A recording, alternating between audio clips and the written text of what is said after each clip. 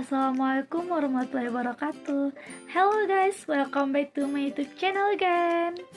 Saya Anjeli Putri Ranti, mahasiswi S1 dari jurusan Pendidikan Guru Pendidikan Anak Usia Dini, Fakultas Ilmu Pendidikan, Universitas Negeri Padang. Di video kali ini masih berhubungan dengan video pembelajaran anak usia dini, yang dimana di sini saya akan membahas mengenai rencana pelaksanaan pembelajaran harian atau RPPH yang ada di lembaga PAUD atau TK sederajat.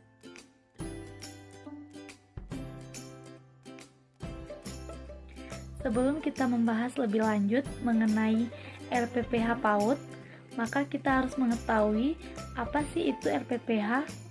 RPPH adalah acuan untuk kegiatan bermain anak dalam satu hari. RPPH disusun dan dilaksanakan oleh pendidik. Format RPPH tidak harus baku, tetapi memuat komponen-komponen yang ditetapkan.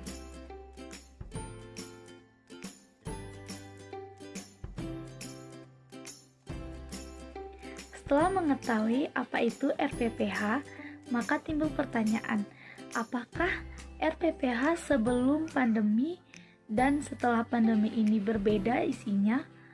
Jawabannya adalah tetap sama. Hanya saja di sini media pembelajaran pada saat sebelum pandemi itu dilaksanakan secara langsung, dan saat pandemi sekarang itu dilaksanakan secara belajar dari rumah atau BDR. Maka di sini saya akan menjelaskan mengenai RPPH BDR, yaitu rencana pelaksanaan pembelajaran harian belajar dari rumah. Berikut komponen dari RPPH BDR. Rencana pelaksanaan pembelajaran harian belajar dari rumah atau RPPH BDR. Yang pertama, identitas RPPH. Usia atau kelompok 5-6 tahun, semester 1, bulan Juli, minggu pertama. Tema yaitu diri sendiri, subtema anggota tubuh. Hari atau tanggal Senin 13 Juli 2020. Kompetensi dasar atau KD 1.1, 4.6, 2.3, 2.5, 2.9, dan 4.3. Selanjutnya, model pembelajaran. Di sini pada RPPH BDR, model pembelajaran yang digunakan adalah yang pertama yaitu daring melalui grup WA atau WhatsApp. Yang kedua, luring melalui orang tua 1 atau 2 minggu sekali mengambil bahan belajar anak di sekolah dengan memperhatikan protokol kesehatan. Selanjutnya, materi pembiasaan. Di sini, materi pembiasaan yaitu pembiasaan yang dilaksanakan oleh anak di rumah dengan dampingan orang tua, yang terdiri dari pertama, sholat bersama keluarga. Yang kedua, berdoa memohon perlindungan dan kesehatan kepada Allah, mengingat saat ini tengah menghadapi pandemi COVID-19. Dan yang terakhir, berjemur sesuai anjuran dari pemerintah agar kita dapat berjemur maksimal 15 menit agar tidak terpapar virus COVID-19. Selanjutnya, materi pembelajaran yang terdiri dari yang pertama, bersyukur pada Allah Subhanahu wa taala sebagai pencipta anggota tubuh manusia. Aspek nilai agama dan moral 1.1. Di sini kita mengajar kepada anak untuk dapat bersyukur pada Allah Subhanahu wa taala sebagai pencipta anggota tubuh yang kita miliki. Yang kedua, berdoa sebelum dan sesudah melakukan kegiatan. Aspek nilai agama dan moral 1.1. Yang ketiga, mampu meniru kata tangan kanan dan kata tangan kiri. Aspek bahasa 2.5. Yang keempat, melakukan kebiasaan hidup sehat dengan menggunakan tangan yang benar. Aspek fisik motorik 4.3. Yang kelima, mengenal konsep bilangan dengan menghitung jari-jari. Aspek kognitif 4.6. Yang keenam, memiliki perilaku yang mencerminkan sikap kreatif. Aspek kognitif 4.6. Yang ketujuh, memiliki perilaku yang mencerminkan sikap percaya diri.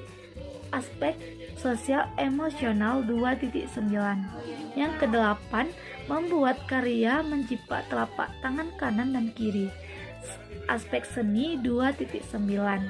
Yang terakhir, menunjuk kemampuan kegiatan keaksaraan awal, aspek bahasa 2.5. Selanjutnya, tujuan pembelajaran yang terdiri dari yang pertama, anak dapat mengenal bahwa Allah Subhanahu wa Ta'ala sebagai pencipta anggota tubuh manusia. Yang kedua, anak mampu mengenal konsep bilangan dengan tepat. Yang ketiga, anak dapat membiasakan kegiatan berdoa. Yang keempat, anak dapat melakukan kegiatan pengembangan motorik.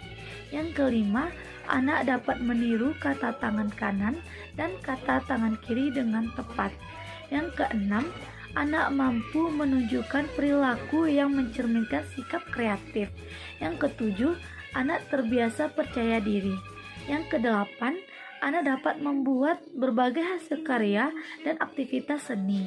Dan yang terakhir, anak dapat melakukan kegiatan keaksaraan awal.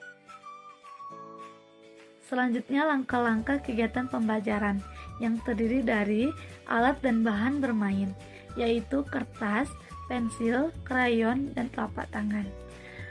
Kegiatan pembelajaran terdiri dari yang pertama, kegiatan pembukaan, yaitu mencuci tangan dengan sabun dan menirukan gerakan senam sederhana sambil berjemur. Yang kedua, kegiatan inti terdiri dari yang pertama, orang tua bersama anak bercakap-cakap tentang yang menciptakan tangan adalah Allah Subhanahu wa Ta'ala dan kegunaan tangan kanan dan tangan kiri, dan bersyukur pada Allah Subhanahu wa Ta'ala. Yang kedua, orang tua membimbing anak untuk menirukan kata tangan kanan dan tangan kiri. Yang ketiga, menjiplak telapak tangan kanan dan tangan kiri dengan tata cara. Yang pertama, siapkan kertas. Yang kedua, letakkan telapak tangan kanan anak di atas kertas. Yang ketiga, kemudian ambil pensil dan gunakan untuk menjiplak. Lalu lakukan sama dengan telapak tangan kiri. Lalu yang terakhir, setelah selesai, berilah warna pada hasil jiplakan. Dan yang keempat, bimbing anak menghitung jumlah jari yang ada pada hasil jiplakan tangan kanan dan tangan kiri. Yang ketiga, istirahat. Dan yang terakhir, yaitu kegiatan penutup, yang terdiri dari membereskan alat yang selesai digunakan bermain dan mengucapkan alhamdulillah setelah bermain.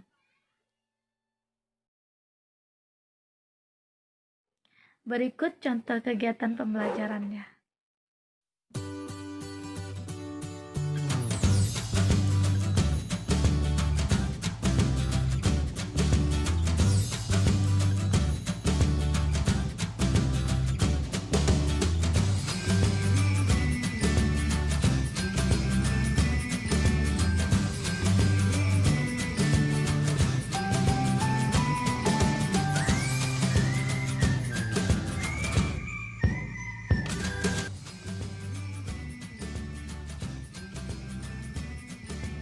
Oke guys, sekian video dari saya. Semoga bermanfaat untuk saya pribadi dan teman-teman semua.